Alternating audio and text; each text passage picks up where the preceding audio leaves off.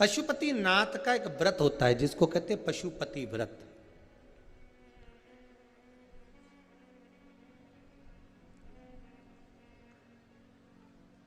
आजकल लोगों ने शिव महापुराण की कथा में से देख देख कर खुद की आईडी पर खूब सारे पशुपति व्रत बना बना के डाल दिए कि ऐसा करो वैसा करो, फिर उद्यापन भी ऐसा करो। पहली बात अच्छे से ध्यान में कर लेना कि पशुपति व्रत में कुछ नहीं करना है आपको, ज़्यादा ढोंग प्रपंच कुछ नहीं करना। सवेरे के समय पर थाली लेकर जाओ, शंकर भगवान का पूजन कर करो, अभिषेक पूजन करो, सारा पूजन करने के बाद थाली वापस लेकर आ जाओ। उसी थाली को शाम के समय लेकर जाओ।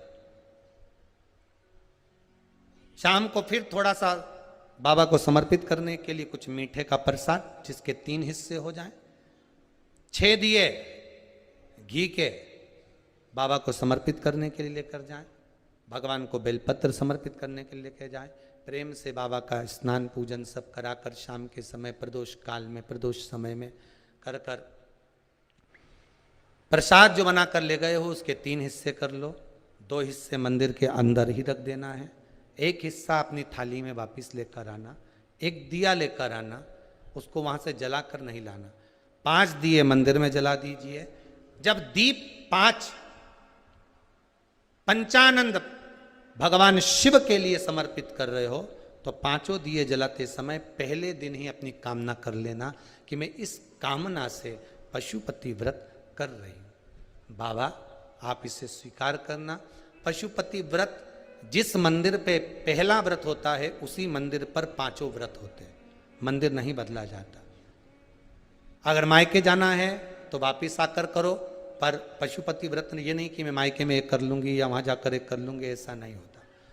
जैसे संकट सोमवार 16 सोमवार होते हैं ना, संकट सोमवार 16 सोमवार का भी व्रत का ऐसा महत्व रहता है कि जिस घर में करा है उसी घर में करना होता है।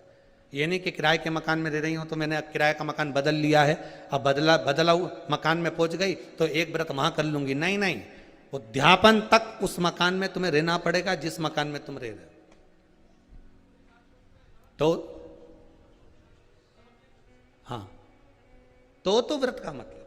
अब पशुपति व्रत के अंतर्गत शाम को 5 दिए, 1 दिया जलाकर प्रज्वलित करना है आपको। कहाँ?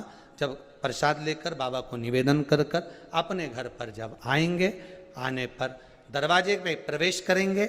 मुख्य द्वार में जब प्रवेश करें उसी के राइट भाग में आप बैठकर अपने घर की ओर मुख कर कर बड़े प्रेम से उस दिए को समर्पित कर दें। बाबा से विनती करें कि बाबा ये दीप मैंने केवल आपके लिए जलाया है कि आप इस मेरे मार्ग को सुलभ करें, मेरे घर की जो बांधा है, जो भी मेरे मन की इच्छा है उसको पूर्ण करें।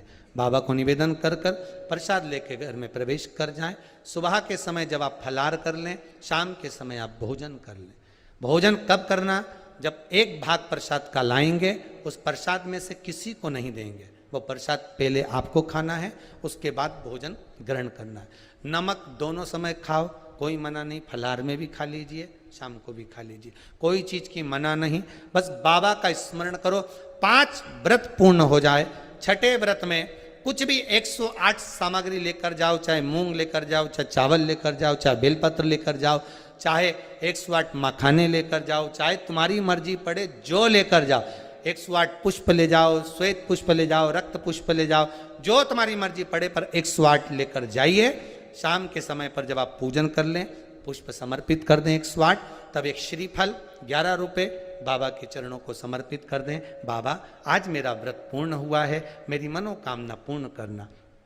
मुझे विश्वास है 5 व्रत भी पूरे नहीं होंगे, 2 या 3 व्रत में ही बाबा आपका कार्य कर देगा। पर प्रेम से करना, विश्वास रखकर करना, भरोसा रखकर करना, अहंकार नहीं। जितने पशुपति व्रत करो आप, उसमें अभिमान को त्याग दो। शंकर जी के दरवाजे पर जब सुबह जाओ ना तो पहले अहंकार छोड़ कर जाइए। पशुपति व्रत आप जब करें, भगवान शिव को 5 व्रत हैं, बीच में कोई बांधा आ भी जाए उसको छोड़ दो, अगला कर लो।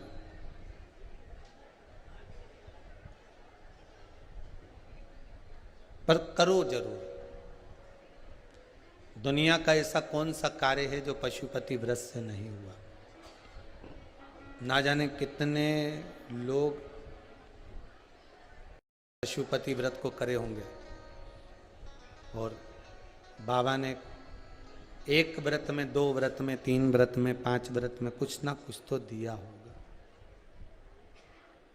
अगर बाबा मान लो तुम्हारी कामना पूर्ण नहीं भी करता तो मन की शांति तो दे ही देता है। हृदय की शांति तो मिल रही है ना। बहुत उस भगवान शिव का नाम पशुपति नाथ पड़ गया। समय